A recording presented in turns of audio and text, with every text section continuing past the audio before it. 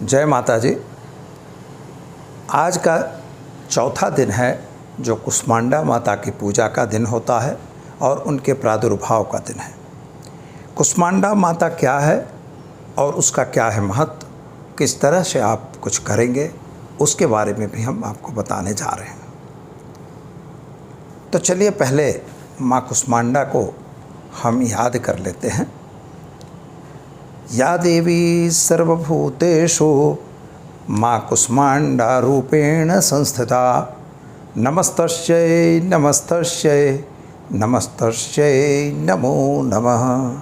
माता कुष्मांडा के चरणों में वंदन कर और शुरू करते हैं कि किस तरह से कुष्मांडा माता जो चौथी माता है, नव दुर्गाओं की जो हमने बात की है, प्रथमम शैलपुत्री च, द्वितीयम ब्रह्मचारिणी, तृतीयम चंद्रघंटेति कुष्मांडेति चतुर्थम, पंचमम स्कंदमातेति, षष्ठम कात्यायनी च, सप्तमम कालरात्रिति महागौरीति चाष्टमम, नवम सिद्धदात्री च नवदुर्गा प्रकीर्तिता। ये जो नव दुर्गाएँ हैं उनमें चौथी दुर्गा जो है वह कुष्मांडा देवी हैं, जिनका हमारे शरीर में अनाहत चक्र में योगी लोग ध्यान करते हैं। अनाहत चक्र यानी हृदय चक्र भी उसे कहते हैं। और माँ जो कुष्मांडा है उसका प्रादुर्भाव जो है वह एक आकार कुष्मांड की तरह होता है। कुष्मांड एक पेठे नाम जो पीठा जिससे बनता है, उस वनस्पति को यानी उस फल को हम कुष्मांड कहते हैं।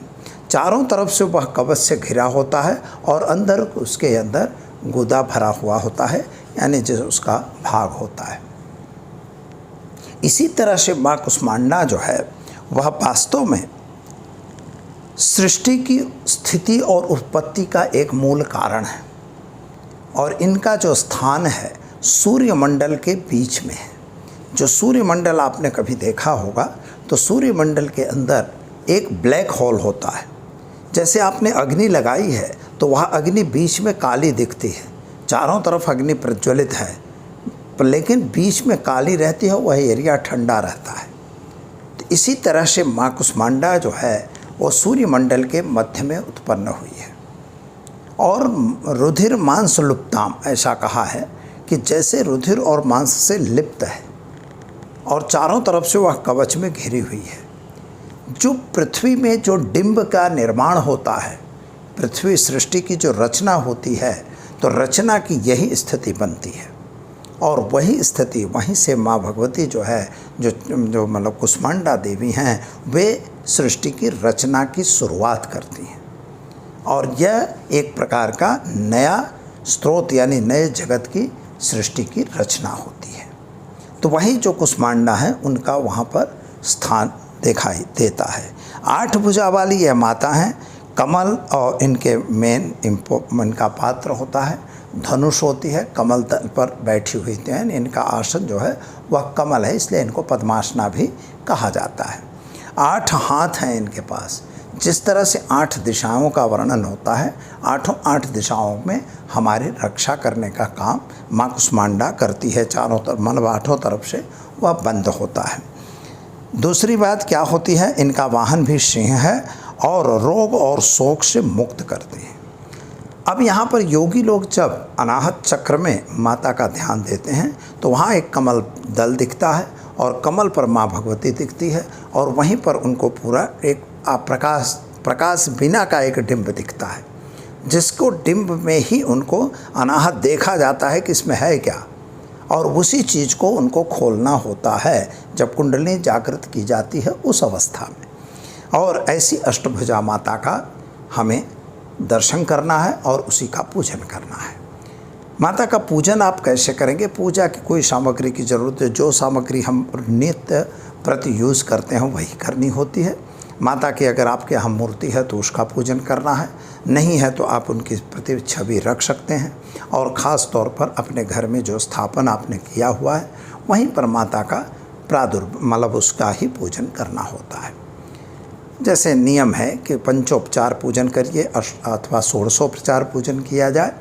अगर आपको मंत्र बंद आ रहे हैं तो ठीक है, नहीं तो कुष्मांडा देव्यै नमः आवाहनम समर्पयामि, कुष्मांडा देव्यै नमः मतलब पाद्यम समर्पयामि, अर्घ्यम समर्पयामि, आचमनी दे दीजिए, उनको स्नान करवा दीजिए और उनको वस्त्र वगैरह अर्पण करिए और इसके बाद उनको भोग वगैरह धराइए, प्रसाद धराइए।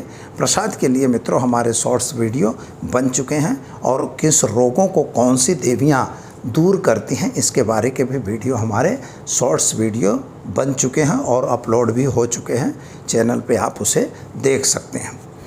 साथ ही में माता को हर चीज़ का प्रसाद लगाइए, भोग वगैरह धरा के आरती करिए और क्षमा याचना जरूर करिए।